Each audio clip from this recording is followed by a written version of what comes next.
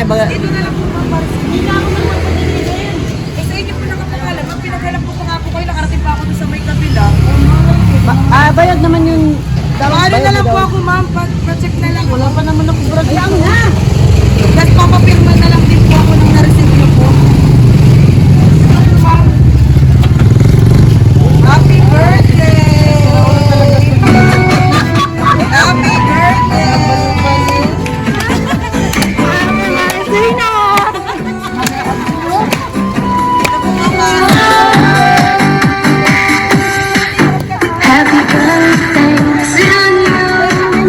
Happy birthday to you. Happy birthday to you. Happy birthday, and let's happy birthday to you. Happy birthday to you. Ayan, sige po. Happy birthday. Ipapasahin message po sa inyo si Madam para po sa inyo.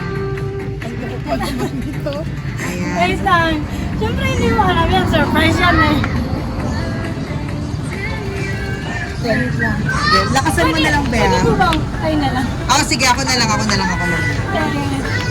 Pamrian yan. Tsaka Elway. Ayan. Okay. Ito, babasahin ko po muna. Happy birthday to my beautiful ate, mama, my princess, my best friend, and the source of our happiness.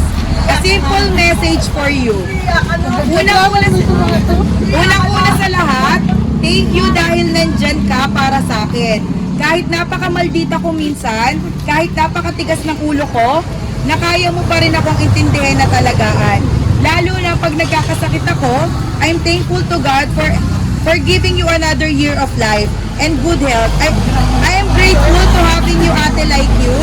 I wish you have a lifetime full of smiles, happiness, and love. I pray to God to grant you long life, always good health and more blessings, and more birthdays to come. Kahit araw-araw kitang kaaway, di may iwasan yon. Magkapatid, pero tandaan mo, mahal na mahal kita palagi, nang kahit minsan or lagi di ko naiintindihan mood mo. Pero nasanay na rin ako sa tagal ba naman nating magkasama. Thank you for being my second mom. I will always love you no matter what happened. I love you so much. Just a birthday message for you, my beautiful sister. It's your special day. I hope your special day